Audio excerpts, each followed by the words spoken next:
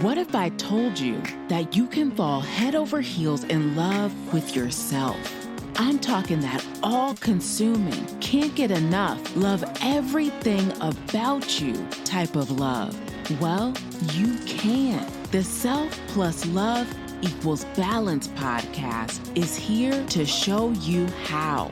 Every week, we'll share tested strategies, personal stories, and invaluable resources to help you take a balanced approach to loving yourself. Here's your host, Carrie, the Balanced Nurse. Let's get to the love. Hey ladies, welcome back for another episode of Self Plus Love Equals Balance podcast. If you are new, I am so grateful that you've decided to take some time out of your day to vibe with me. And again, for you returning ladies, I am so grateful. Listen, I wanted to dig into a subject that is near and dear to my heart. I love for the month of March. We are digging into our mind. It's Mindful March over here in my world. And so I wanted to share with you really the concept of mindfulness, how to really dig into it where it's less woo-woo, and how you can incorporate it into your life today and every day as we're on this journey to loving ourselves. And before I get started, or before I forget, when I really dig in, if you are interested in vibing with me on a more intimate level, the details on how you can do that are in the episode of whatever platform you're listening to. You can book a session with me. I have promos going on. You'll see it. You can go take a look, reach out to me via email. I'm very responsive. It's info@thebalancedrn.com. All right, so look forward to vibing with you if it's right on time. So let's dig into your mind. Does our mind really matter, right? And I love that we are in a wave where people are becoming more aware. It is not so great that when people have a level of awareness, I call it the I know it all syndrome. And I think Google doesn't really help with this, where it's like, yeah, I know, but I don't do, right? So we're in a stage where information is at our fingertips. We can be in a state of information overload and not really executing to the way that we should be. And our mind is what I consider our most powerful asset that we have. No matter what our goals are, what determines whether or not we accomplish them and accomplish them to the full potential that we have ingrained in us, it has to do with our mind, right? So if you find that you are someone that currently you're distracted, or you are a chronic non-productive multitasker, and I say non-productive multitasker because multitasking has its place if it is serving you, if it's productive, if it's getting you the results that you want, if you do it in a way to where it makes sense. The majority of us do not. If you're always apologetic, if you find that you are what I call either a breeding ground or a magnet for negative feelings, negative experiences, negative people, these are all examples of instances that are being created from not really having a practice where we're taking care of our mind, right? A lack of mindfulness, so to speak. Other symptoms like being physically sick, ailments, pain, skin issues, inflammation issues, and most importantly, red flag that catches a lot of people's attention is your money, right? The situation with your money, your relationship with your money, the health of your financial life truly has to do with your mind, right? So if we take care of our mind, if we get into a constant mindfulness practice, we really are giving ourselves the best gift that we can when it comes to whatever it is that we're trying to accomplish, right? I can really bear witness to this because I was in a state of suffering from having a really negative mind space, and I found that I was attracting a lot of unfortunate circumstances to myself, and it forced me to really have to sit with myself and figure out, okay, what am I doing wrong? And what I was doing wrong is I was not taking good care of my mind. I actually fell into a serious depression after I had my son. I fell into postpartum depression, which just spiraled into full blown depression. And I hid it very well. Being a nurse and just culturally, I knew it was just not something that I was going to readily receive the acceptance and support that I thought I would need to be able to get through it. And so I ended up on antidepressants. And being a nurse, I knew that, okay, I have to do what I have to do to get through this hump, but I know that this is not my fix all. What do I do outside of this, and how do I get off of this and stay off of these things? So it did push me into a state of having to really sit with myself and dig into, well, what got me here in the first place? Where we really think about the concept of self analysis or just digging into our own dirty laundry, that is something that we, on a human level, we avoid, right? We'll ghost ourselves. We will completely be in denial or feel that we can do that at another time, right? It's always that task that gets pushed to the next day, or oh, when I have time, or when this gets better, or once this is done, kind of thing. It's never that top priority. We're truly, whatever it is that you are working on at whatever stage you are in your life or whatever goals you're working on, if you do not address the big ticket things as far as your mind, it's going to be a very difficult uphill battle for you.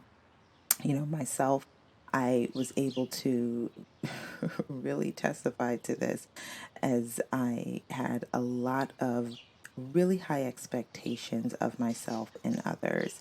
I was easily triggered, quick to place blame on people and circumstances outside of myself, especially when things did not work out in my favor.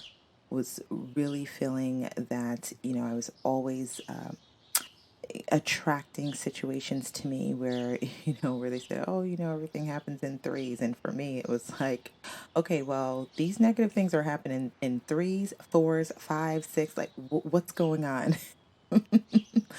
And it was me refusing to address the underlying issue as far as my mind space, how cluttered it had been, and how I allowed a bunch of funky laundry to really build up in my mind. That just anytime there was an outlet, you open the door of a bunch of a room that's holding a bunch of dirty clothes. What are we doing with that? We're closing the door. You open up the door, and that scent, that funk is going to hit you, right? That wave. And that's what was happening. Whatever outlet I had to release my funk, that's exactly what I did. And it really just spiraled, right? So if you are a mom, the other thing to consider, and I don't want to just put this to motherhood because I just feel that no matter where you are in your life, we all are an example to people who are younger than us. So whether it's nieces and nephews, whether it's someone you mentor, whether it's, younger people that you work with, uh, you are an example, an energetic example, a mindful example of what that person has the opportunity to be, to strive through. And I recognize just in my role as a mom that my lack of attention to my mind was really negatively affecting my son. I know what we were talking about in the previous episode about time, and just me and my craziness and not having a concept of time, would always be in a rush. And I was not realizing how much I was negatively affecting my son, who is just learning about time, just learning how to get himself together, learning to start his day off right. Where here was, mom that was negative and rushing and all over the place, starting this little boy's day to where he himself was taking after what I was demonstrating, right? So sometimes what motivates us is not even ourself, but it's the people who we have an effect on. And so if that's not a push in itself to address your mind space, then think about your goals. Think about your physical health. At the time when I was really struggling with depression the most, I found that I had a lot of inflammatory stuff. My skin was always having some level of an inflammatory reaction, always having belly problems, having random aches and pains. And, I realized that we are so quick to own a label.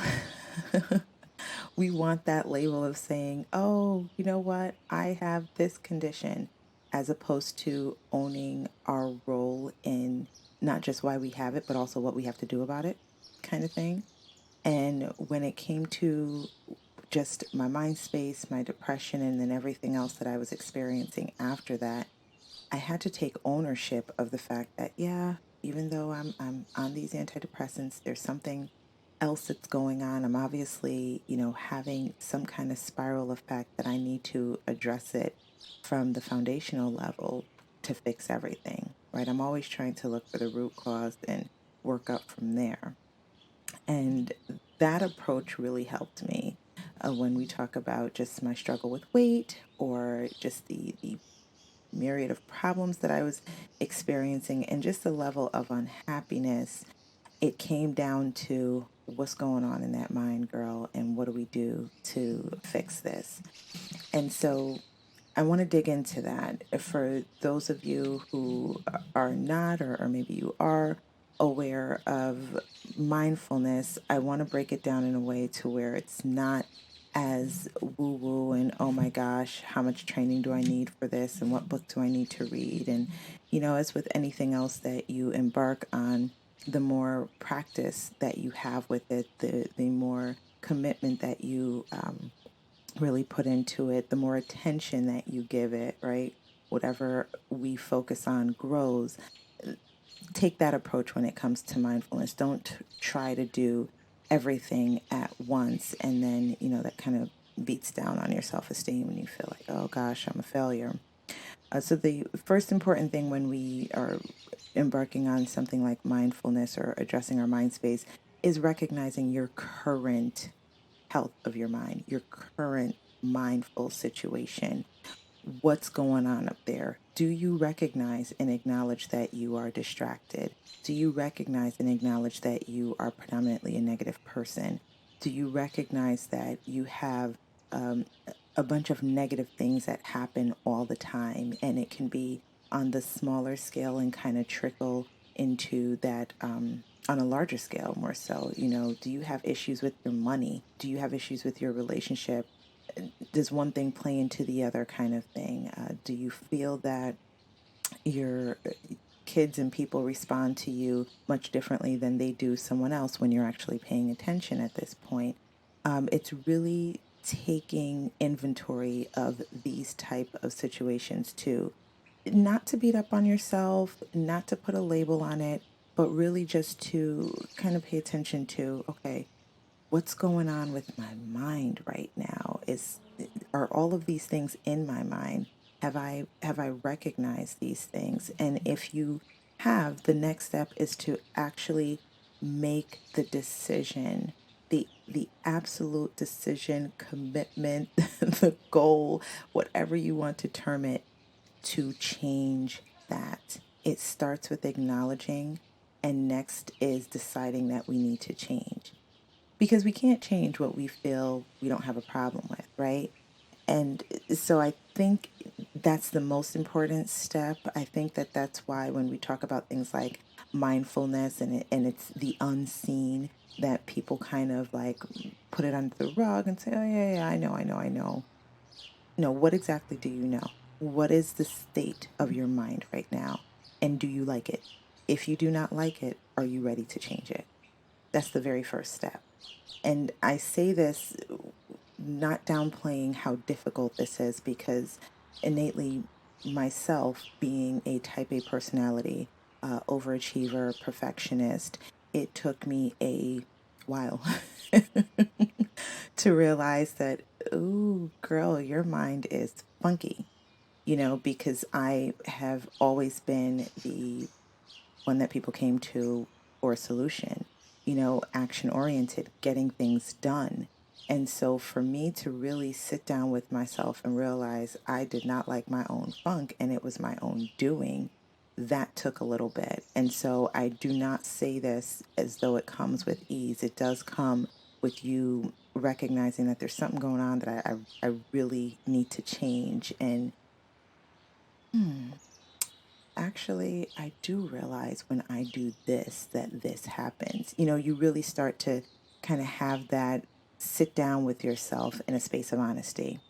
And so, if I had to really sum up or paint a picture of mindfulness in terms of an equation, at this point, realizing how much I love math, I would say that mindfulness is a combination of intention, attention, and attitude, right? You put those three things together, and that equals mindfulness, right? So, it's basically what are we setting as far as our intention? What is it that we want to accomplish? What is our goal?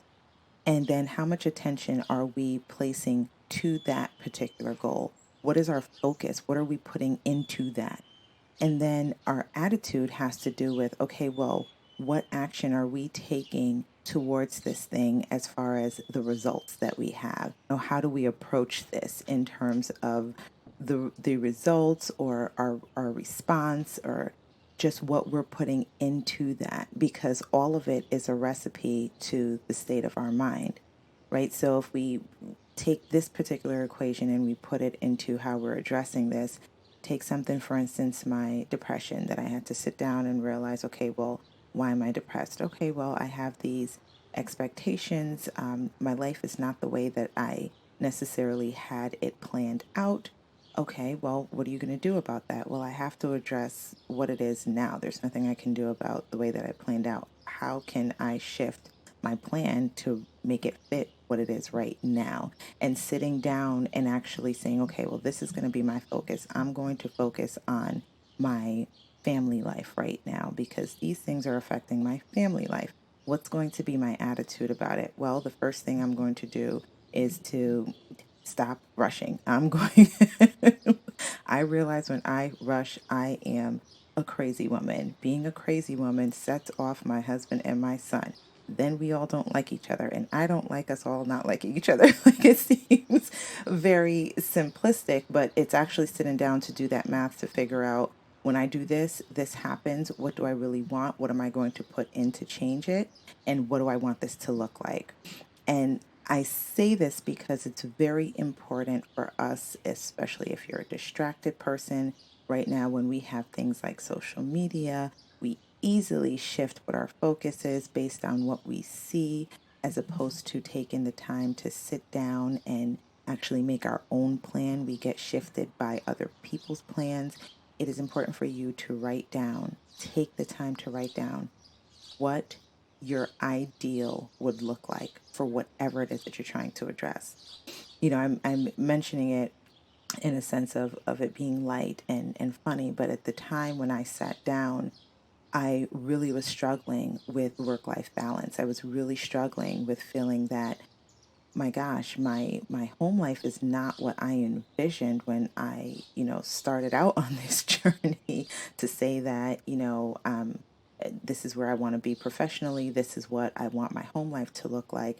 And so that was very chaotic for me. The time management piece of it, it caused me this level of pain because I was painfully coming home thinking about the domino effect that little issues that I had within myself was causing my entire household, right? And then it went into other things as far as me not being able to do the things that I felt I needed to do as far as having an outlet. Me feeling that there are certain things as far as, gosh, I want to eat better. Why am I making these choices as far as like coming home and closet eating and drinking?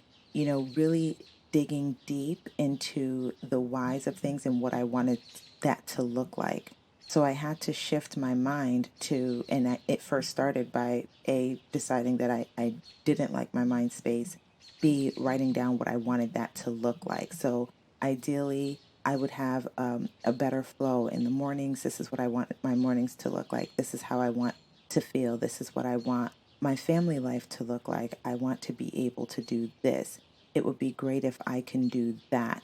Um, doing this would make me feel like it doesn't matter. It doesn't even need to have a certain structure. It just needs to be authentic and genuine from you. What do you want? What do you want? I think that's where we fall short, is that we get so caught up in the next thing, the next thing, the next thing, but we're not really sitting down and figuring out, hold on, is this even what I want? Right? And that's where I was. I had to hit the brakes to say, I'm really struggling. I'm like grasping right now at the end of this rope, because everything that's going on, it's not what I want. It's not what I envisioned. It's not what I set out for. Right? And then so after you've done that, after you've painted the picture of what it is that you want, even that in itself takes some time for you to dig into your mind space, because it takes you like logging off of social media. Not, this is not something you can Google. This is something that you have to sit down and sort through that very chaotic mind space to say, hold on, this is actually how I want to feel. This is actually what I want. This is where I want to go. These are the plans that I have for myself. You'll find that as you're doing that, you're going to notice even the change in your body language, that forever tense state that you have. And I know for me, whenever I'm tense, and I was always chronically tense because I always had neck and upper back problems, because I would always stay in a state of like clenching my muscles. I was always in a clenched kind of state when it came to what I needed to do, because my mind was always going on what's the next thing, what's the next thing, what's the next thing. The next step in mindfulness is to slow down. Slow down. I'll give you a joke. And this is a very true story, and I had to learn the hard way. And this actually helped me learn how to slow down myself. So my son, we were going to rather a number of specialists to kind of dig into what he had going on. And I recognize, it took a long time to get to some of these appointments, or even to schedule with any of these doctors. And I would have a bunch of notes and things that I needed to go in there to address. And I noticed when I would walk in, whether it's the nurse that would come and do the preliminary stuff, the doctor would have his or her back to me, and they're going through their array of questions that they're clicking, and not even making eye contact with me. And as I'm paying more attention to them than they are to me, they're asking me the same questions over and over again, and they're not really connecting the dots. So I started to really have to become strategic to make sure that I was getting the best out of the appointment that I was waiting almost half a year for, to be able to make sure that my son was getting what was the best out of why we're even here. Right. So what I started to do was to speak slowly. And I had these intentional pauses that made the doctor, of course, think something was wrong with me, but stop and now look, because they're wondering, why am I stopping mid sentence? Well, I'm slowing down because I need your attention. And now that I have your attention, here is the answer to your question, or here is my question. And I realized that I had to do this strategy with quite a bit of them, because they were so quick. And of course, me being in healthcare, and just in general, when we're talking about service and so forth and working with people, I know that there is a concept of time that we have to be aware of. But if we're talking about quality, right, and wanting to address quality, or being productive, or providing results, there is a level of pause, of slowing down, that's necessary. And because there was something that I really wanted out of this appointment with, for my son rather, I realized that I had to take control and slow down. So I would really respond slowly, or even pause, where I'll say, actually,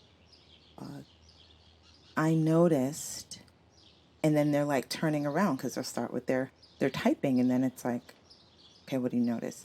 Okay, great. Now that I have your eye contact, now that I have your attention, here's what I notice. Here's my question about this kind of thing. We have to do that with ourselves because we're so quick, right? And we're getting all these things done. We're doing things out of uh, repetition or just it being automatic. We're not really reflecting and paying attention to what it is that we're doing or why. I like to say it's the 911 syndrome. We believe everything is an emergency. Everything requires our response right away, right now, yesterday, not today. Right? But when we are trying to fix our mind, the best advice I can give to start off in the least woo-woo way possible is to slow down. Why was this hard for me? I struggled with time. I was always just skating in. I started to adopt the policy to myself that if I was running late, I was not going to rush. I was just going to be late. Now, this put more pressure on me. I would have to, really, I had to do a couple of things. Make sure that I committed to calling wherever I was going to say, hey, I'm going to be late, I'm running behind, or what have you. Where before I didn't want to do that. So it was a matter of me rushing, almost killing myself and other people on the road and so forth to rush to just skate in for still being late a couple of 2, 3 minutes as opposed to a full 10 minutes and me slowing down. What's the difference? Right? So I had to commit that if I were running late, I was not going to rush. Now, I didn't slow down in the sense of saying, oh my gosh, let me go extra slow. Oh, well, since I'm running late, let me sit down and do this or do that. No, I was more so intentional. I paid attention to what it is I needed to do because if you are someone right now that you're rushing, you're chaotic, you're distracted, you can really attest to the fact that when you're running late, it's even worse by the time that you get to where you're going, right? You get to your destination, they have half of you. They don't have the full attention because you are still thinking about what it is that you left at the house, what you forgot, oh my gosh, and this and that. And it ends up being a domino effect. So wherever you're going does not even get the full 100% version of you. Right. And so, because I recognize that my day can start off where, I have myself a bump in the road, I'm running behind, and I can have a full 12 to 16 hour day that is reflective of my morning as opposed to slowing down and giving myself another 5 minutes or so to say, all right, since I'm running late, let me make sure, do I have everything I need in my bag? All right, did I finish this? Do I have this? And then take my time and go, right? So intentionally slow down. Take the responsibility off of yourself of feeling the need to have a 911 response to everything that you experience, that happens, that's said. Um, then it will help as far as the next step, as far as being intentional in your observations. So, the example that I gave as far as what I noticed when I rushed, that was more so an intentional observation. So when you commit to slowing down, I want you right now to figure out what is it that you're always rushing through? Are you always rushing through dinner? Is dinner chaotic for you? Are you always rushing through whatever it is? Just think about what it is that you do very quickly now that gives you this state of anxiety, this lump in your chest that has you clenching. What do you do that cause you to remain in this state? And then I want you to look at that particular situation and slow down. Intentionally slow down. Figure out what your observations are that you notice when you do slow down, right? I noticed I felt better. I had more productive days. I actually was able to eat better because I took my time. I started to maximize my morning and, have time to pack my foods to where it wasn't like I was half packing and then it's like, oh my gosh, I only have 5 minutes and I'm rushing out. I end up spending money that I don't want to spend on food that I really don't want to eat. Ends up trickling down to, you see where this is going? One thing affects the other, right? So we want to intentionally look at our process and what it is that happens make our shifts a little bit at a time to say, okay, maybe I should wake up a little bit earlier, or maybe I should do this at night, or whatever it is. You are now being very mindful while having a mindful, right? To clear up some of that debris, right? You're basically at this point, if we take the analogy of laundry, you're sorting out your laundry. Right now, we're sorting it, our whites, our colors, or whatever. That's what we're doing. Another step to help this process is to people watch. I talked about this on our episode where we were addressing going out on our self date, dating ourselves. People watching, when you have the time and not doing it from a state of negative intent, like you're not watching people to talk about them, you're not watching people to critique them, you're watching people as far as what their responses are to certain things that happen, or how do people behave, what did their, can you read their energy as far as, my gosh, that person looks like they're not even aware of, oh, that person just walked into the wall with their phone, right? You're paying attention, and that is causing you to learn how to slow down and pay attention to yourself. It's very easy for us to do these type of things when it comes to other people, but when it comes to ourselves, again, it's the whole I know it all syndrome. When we're people watching, it does allow us to slow down because we're paying more attention, right? And we're noticing a cause and effect between things that happen and how people react and how that kind of looks on the exterior. So it helps you make the shift that you have to make as far as a person to say, oh gosh, that really, I don't like the way that looks. You start to envision, gosh, it must look like that when I blah, blah, blah. Okay. So that's our first step to digging into our mind. Really, we're just kind of circling back a little bit, making the decision that you do not like your mind space after you have kind of done a self analysis to see what the current state of your mind space is. Writing down what that would look like for you. What would an ideal version of you look like as far as how you function, how you think, how productive you are, how you respond to people, experiences, things, how do you accomplish your goal? What would that look like for you, right? Then after that, we are intentionally slowing down in the areas that we know that we are currently very chaotic, that we are currently very disorganized. You don't really have to do anything as yet. You just need to slow down. After you slow down, you're going to now evaluate, okay, where can I make little tweaks to where this slowdown can be a regular for me, right? This doesn't have to be as chaotic as I'm making it, right? Because the chaos is not leading to productivity, and productivity could just be the way that you feel, right?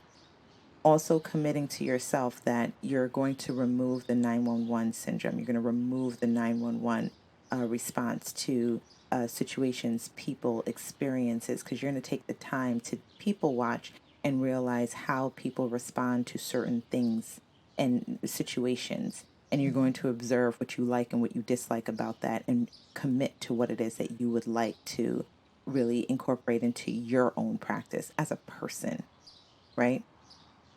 After you're doing this, the next thing that you're going to do is have some way that you are recording or journaling this process, right? What you notice. And this is a way of really having a healthy outlet where we are being observant of this process, what we're noticing, what we would like to change, things that we've done, and things that we've noticed. Why do we need to journal and make a record of this process? Because we lie to ourselves. If I ask you what you did last week, it would take you quite some time to recall on a very minute scale. What did you have for breakfast on Tuesday? Um, right. And so, as we're going on this journey, what helps us to stay in action mode or being productive or actually being motivated or moving forward is being able to see the results of the work that we've already done. right? People talk about motivation. I'll dig into that in another episode, but motivation, you don't just like trip and fall over it. It comes from you seeing results from things that you've already done. So here it is where we're keeping a record, we're keeping a journal of where our mind is and what's going on at that time. I have during this process, I've become a serious journaler because I tell people it keeps me out of jail. It really helps me connect with what's going on in my mind space, what's going on in my life at the time, how am I handling it, what could I do differently? And you start to realize that as you're putting this stuff down, it's really not as extravagant of an ordeal as we feel it is at the time. The reason we feel that way is that we don't have an outlet, that we're getting these well, the dirty laundry, the scent out, right? So this is a way that we're kind of airing out that dirty laundry in a very productive way because we're doing it in order to reflect.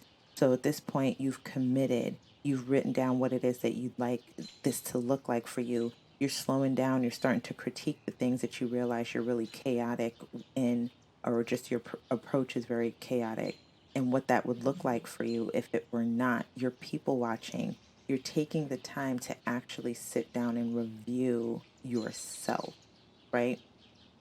Another great practice in slowing down, and this was a huge thing for me, especially as a nurse. I found it came to me while I had my patients, and they would give me their history, or we're going over, admission, kind of get to know you questions.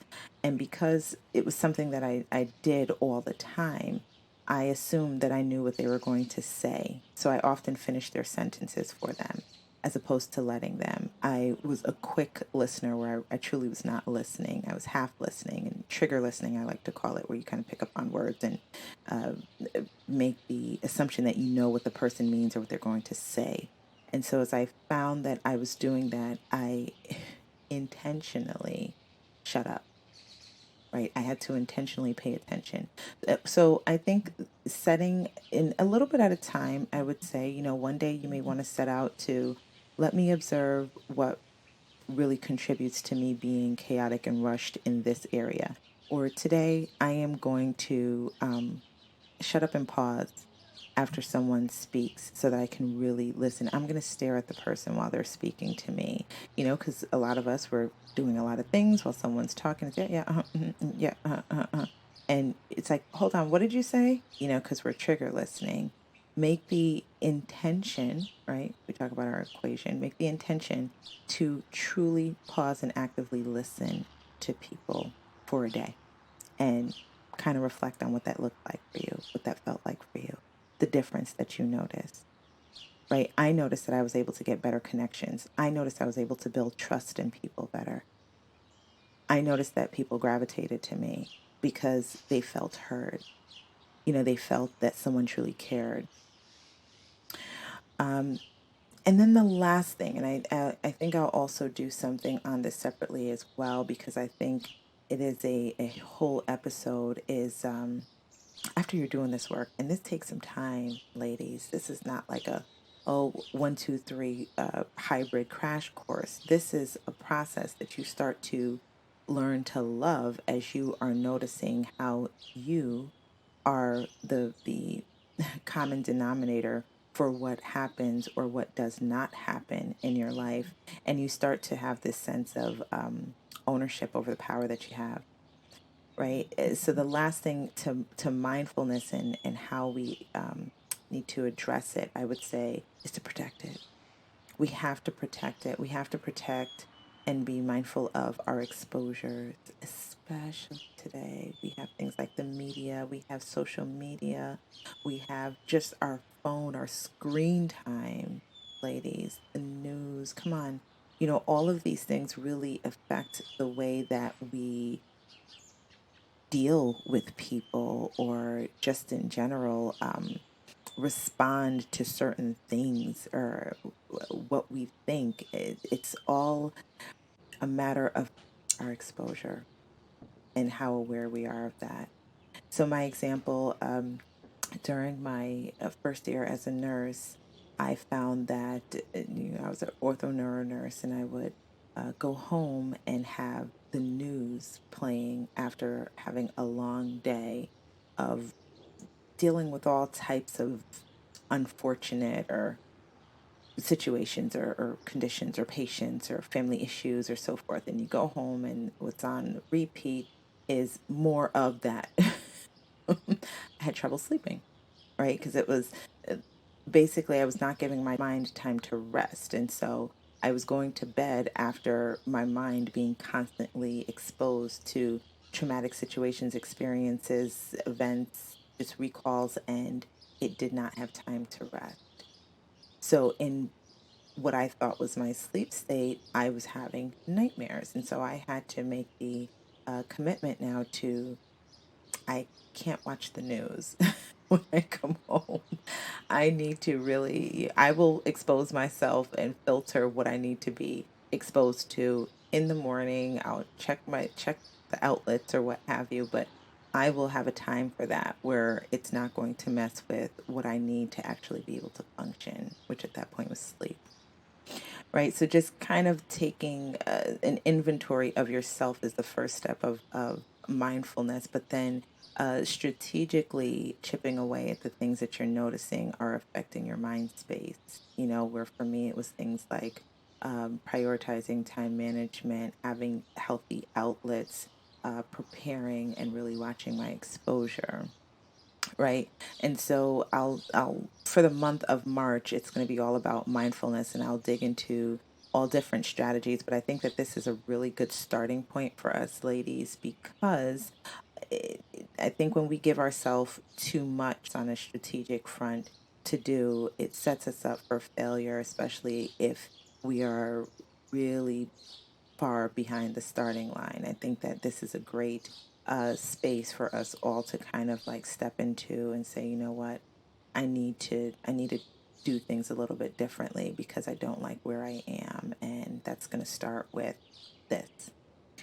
I mean, as I mentioned to you ladies, this is a huge passion of mine just because taking control of this one area tremendously changed my life. It has to do with who I am and where I am today. And so I'm a huge advocate of really just taking control of our mind, having a healthy, mindful life to be able to move forward into where we want to be. So, hoping that this was right on time for you, that it resonates with you, that you were able to get yourself some gems from this, and that there's things that you're actually going to start to put into place. I would love to hear from you. Again, as I mentioned, if you want to vibe with me on a more intimate level, book a session with me. The links are in the details of the episode on whatever platform that you're listening to, or even just your feedback. You can leave a comment or email me at info@thebalancedrn.com. Until then, ladies, please do your math differently. Bye. Thanks for joining us for another episode of Self plus Love equals Balance. Be sure to rate and review us on whatever app you use to listen. It goes a long way in helping others find our community. Until then, remember to do your math a little differently and love yourself.